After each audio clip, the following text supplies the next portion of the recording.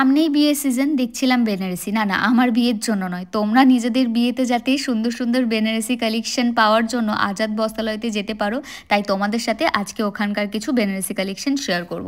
দেখো, আমরা বেনারসি বলতেই তো শুধুমাত্র লাল কালারের বেনারসিই বুঝি, কিন্তু এখন কিন্তু সেটার অনেক রকম কালার তোমরা পেয়ে যাবে। আর এখানে গিফট পারপাস দেওয়ার জন্য আমি প্রচুর শাড়ি অপশান দেখেছিলাম, জানো তো। আমার নিজের পার্সোনালি অনেকগুলো শাড়ি পছন্দ হয়েছিল, বাট সেদিনকে যেহেতু শ্যুট করতে গেছিলাম তাই আর সেরকমভাবে সব কিছু দেখা হয়নি। বাট এই বেনারসির কালারটা আমার ভীষণ ভালো লেগেছে। আমি আমার অ্যানিভার্সারির জন্য ভাবছি এরকম একটা বেনারসিই নেব। আমার এই কালারটা বেশ, আমি কদিন ধরে খুঁজছি, আর কালারটা আমার বেশ ভালো লাগে। তোমাদের এই কালারটা কেমন লাগলো অবশ্যই জানিও।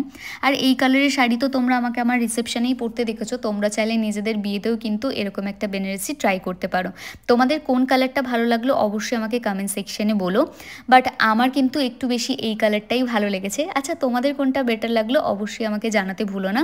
আর আমার যে রিসেপশনের যে শাড়িটা ছিল সেটার কালারটা কিন্তু এই কালারটা ছিল। তাই তোমরা যদি নিজেদের রিসেপশনে এরকম একটা কালার ট্রাই করতে চাও অবশ্যই কিন্তু আজাদ বস্ত্রালয়তে আসতে পারো। আচ্ছা, এবার তোমাদেরকে কিছু আমি গিফটের জন্য শাড়ি দেখাই। এরকম লাল পাড় সাদা শাড়ি কার কার পছন্দ বলো তো? আমার তো এই শাড়িটা বেশ লেগেছে।